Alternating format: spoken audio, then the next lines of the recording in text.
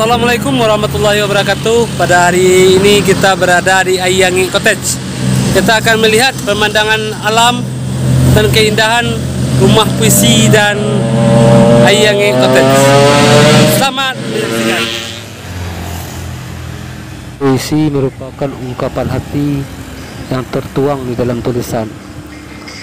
Ini adalah sebuah puisi karangan legend Indonesia, yaitu Bapak Taufik Ismail. Bapak Taufik Ismail merupakan legend yang masih hidup pada saat sekarang. Ia adalah maestro puisi.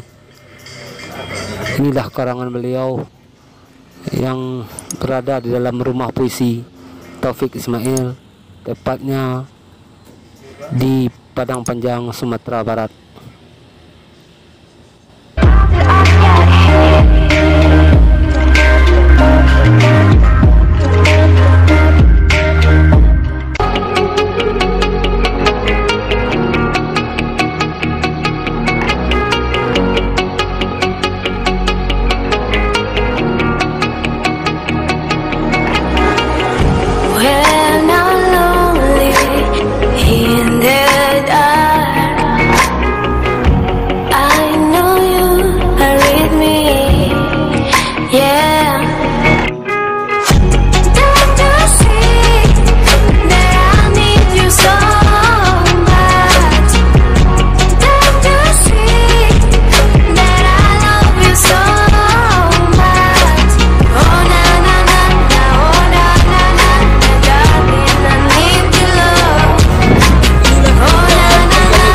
Dengan pemandangan alam, bukit barisan yang berjajar nampak dari sini, dan keindahan bangunan yang sangat cantik.